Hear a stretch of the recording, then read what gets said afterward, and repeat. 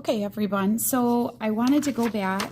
I know that we had filled in quite a few of these things about, so I wanted to go back to some of these words. Remember in resting potential, remember that we are negative on the outside, positive, or negative on the inside, positive on the outside. Remember sodium? Remember that potassium can go out, but goes out more rapidly than sodium can diffuse in, so that we say that there is a negative inside charge. At this point, we are polarized, we say. Okay, so this is resting potential. This is the way the membrane. Now remember, this is, of course, in between those areas of myelinated, right? If we're myelinated, otherwise this would go all the way down the entire membrane. Okay, I can zoom in just a wee bit. Here we go. Okay, so the sodium-potassium pumps are constantly pulling sodium and potassium to the right side. So the difference in the charges to the inside to the outside is the resting potential. We don't have to talk about that. Okay, so potential changes. Okay, so when you have a stimulus, okay, or there's an increase in the intensity, the greater the change of the resting potential. Let's come back to these in just a hot second. Let's talk about the action potential. So we've reached the point where the membrane has become now permeable to sodium. And just like we practiced, sodium rushes in. Okay, sodium rushes in. Oh, let's put some myelin right here. Okay, sodium rushes in. Sodium, sodium, sodium. Now what we've got, okay, is this inside now, this was negative. Now we have a positive charge and a positive charge, okay? Inside and outside. So plus inside, plus outside. We say we are depolarized. This is action potential, okay? And as soon as you are depolarized, remember right behind you, your partner then comes along and potassium rushes outward out of the membrane. So let me use a different color, okay? Let me use green. So right away, what's going to happen is K is going to move out, okay? So these are all my Ks. And remember, that was, oops, not in myelin, right? K moves out, follows right behind. Remember, we did the wave, and then we come back down again. So now, once the potassium moves out, now we become negative and positive again. We are repolarized back to normal. Whether you need to do that with a pump, and eventually what will happen is that the sodium will pump back out again. Okay?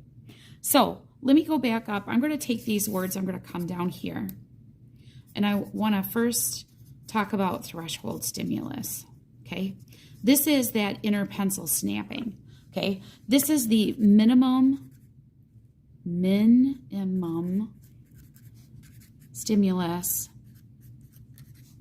to send the impulse. Okay? How about this? Remember the all or none response? That was in a muscle contraction, right? Well, guess what? All or none also works with a nerve. Now, you certainly can do something that we did in muscle contractions, which is called summation, where we have added stimulus, like one impulse right after another. I kind of think about it, though it's a very crude way, that it's like that throbbing pain, okay, is coming, okay, that it's constantly being sent messages, right? It's not just a one and done. Sometimes they come over and over and over again. Remember some really key parts in this, okay? These key parts I'm going to put on the top of this, okay? Myelin certainly makes things faster, okay, than unmyelinated, okay? Speed is proportional, for all you math people out there, to the diameter of the fiber. What they mean by is the bigger the fiber, it goes faster. I'm wondering if that's because the surface area is bigger. And just because something is more intense doesn't mean that it's a stronger response.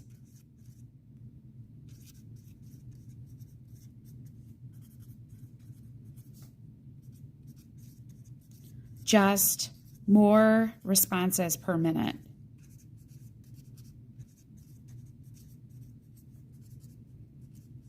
Okay, or second, if that's what it would be.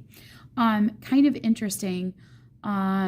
Just to give you an idea, to give you an unmyelinated, a myelinated nerve fiber can travel at 120 meters per second. Isn't that wild? And an unmyelinated can travel at 0.5 meters per second. Hey, that's still really fast, isn't it? That's crazy. So here's the then statement. So just like in a skeletal muscle, then what has to happen afterwards for us to stop the nerve impulse? Well, let's talk about the end of the nerve impulse.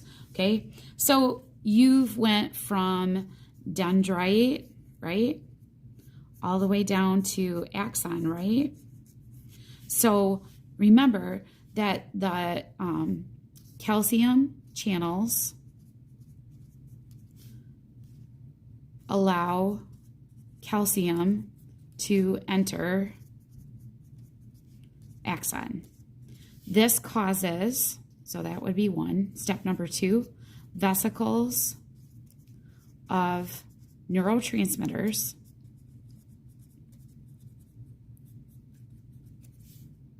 release into the synaptic cleft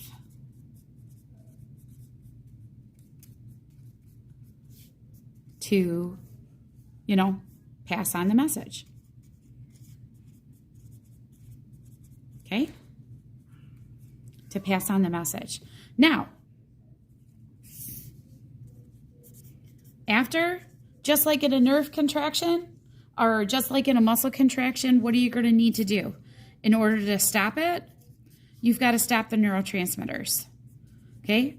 So the neurotransmitters, remember that some of those neurotransmitters, one of them, we had some enzymes called acetylcholinesterase.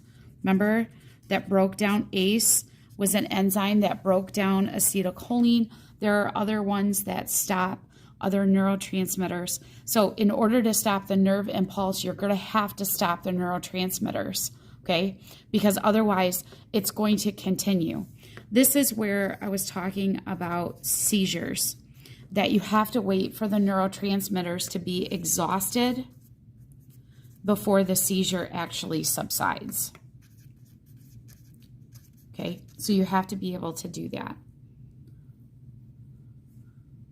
Okay, and again, that will continue. And that we could talk about that being with a salivary gland. We can talk about that stimulating a skeletal muscle, a number of things. Okay, remember that I talked briefly that there is excitatory and inhibitory actions with neurotransmitters. It's not all about being excited. You can have inhibitory. It really just depends. Neurotransmitters, they talk about that those excitatory can cause more neurons to reach threshold.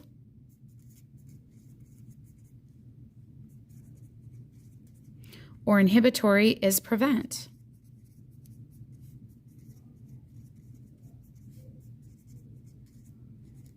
And it really depends on who is calling the shots for this. just to give you that example. This is also found on page 225. And there's been all kinds of, some neurotransmitters only release one type, or some neurons only release one type. Some release compounds like epinephrine, norepinephrine, dopamine, serotonin, which form from modified amino acids. So they're actually synthesized in the cytoplasm, of course. See, amino acids, and they're stored in there. So once that action potential has reached, now the interesting part, of course, I would ask is what is it that causes, if it's a type of neuron, what causes one to release one versus the other, which I think is kind of interesting. Again, that would be part of that specialized piece that some cells have. We all have that ability where some have more than others, which is kind of cool. Again, epileptic seizures, too rapid. So this would be found on page 227, too rapid of neurotransmitters. And neurotransmitters can stimulate the nervous system. Keep in mind that certain drugs can, things such as like caffeine, of course, can stimulate the nervous system and lower the threshold, making more, people more excited. It was kind of interesting. One of the things that fascinates me is with attention deficit disorder, that people who take caffeine with attention deficit disorder, it actually causes them to calm down and think more clearly, which I think is really, really fascinating. I need to do more research.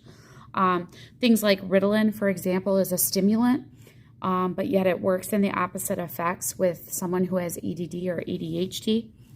The other thing that was mentioned here is the serotonin, selective serotonin reuptake inhibitors.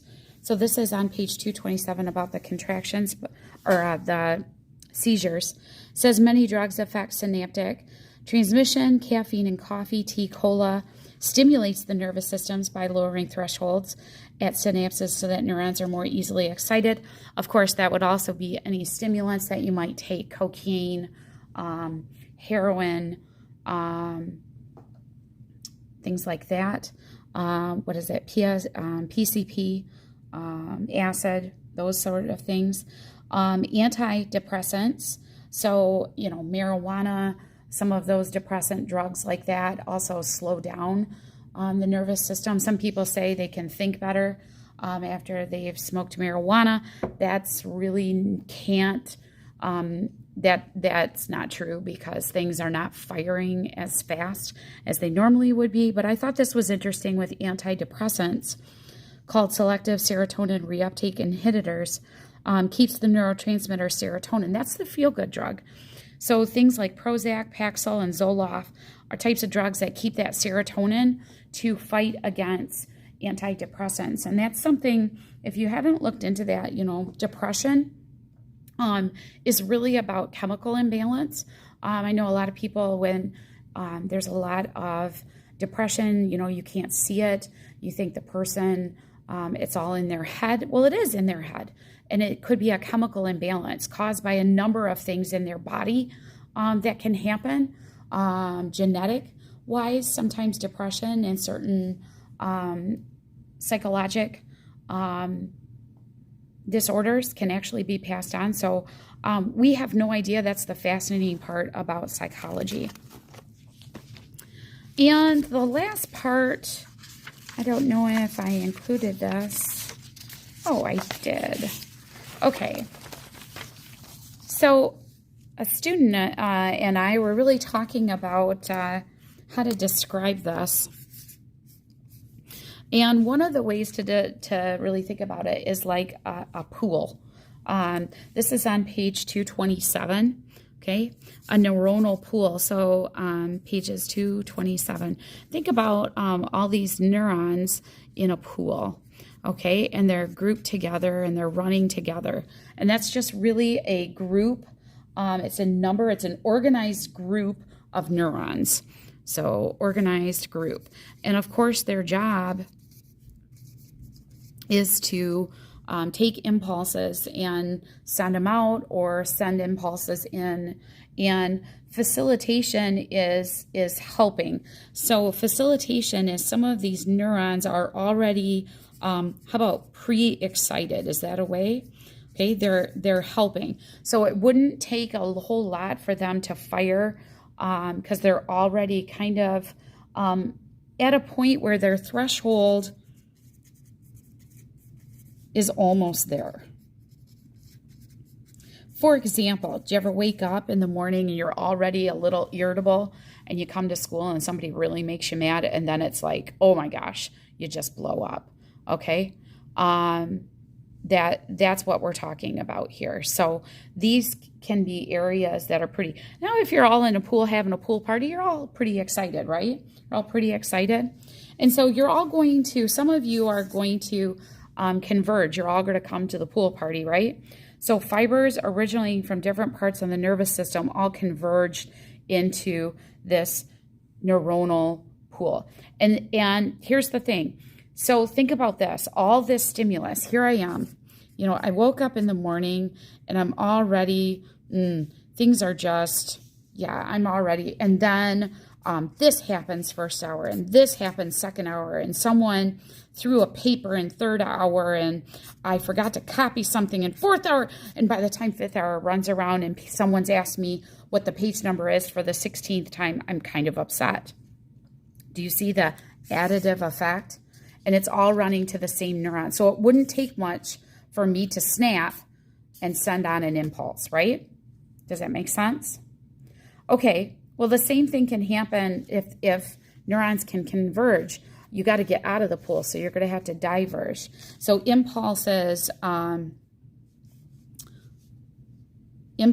leave a neuronal, a neuron of a neuronal pool exhibits divergence passing on fibers. So this is here. So once I why am I giving myself tentacles? I don't really know.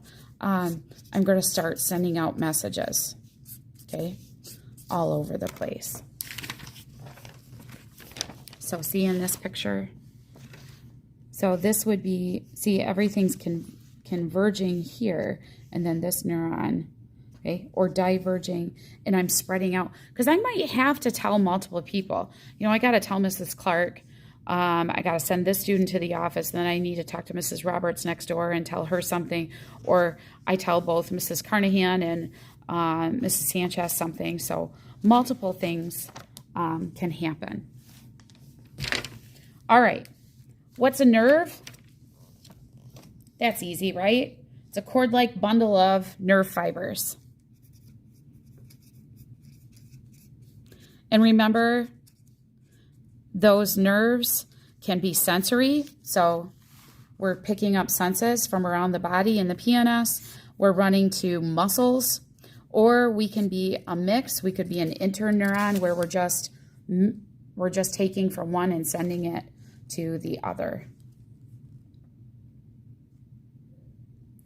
What's a reflex arc? That's easy. Okay, a reflex.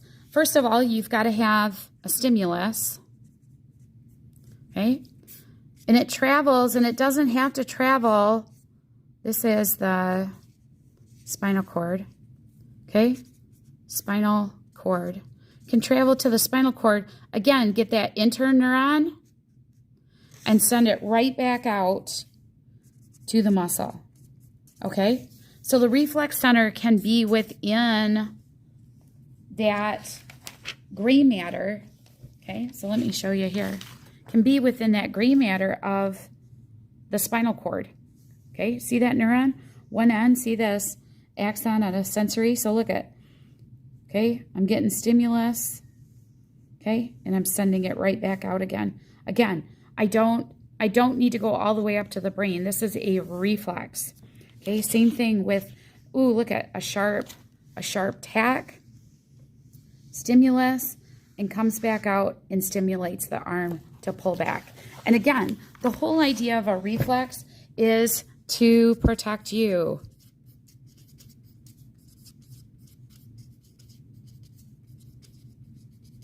So the knee-jerk reflex, we're going to practice that, is then to keep you from falling down. That's really what it is, your legs buckling. The withdrawal reflex would be the hot stove, okay? Another reflex, pupil. Remember we talked about reflexes, signs of life? Gag reflex. I'm going to show you the foot one tomorrow. The Babinski reflex is kind of cool. You'll have to look at that. But again, reflexes are just a really super simple pathway to keep you absolutely safe.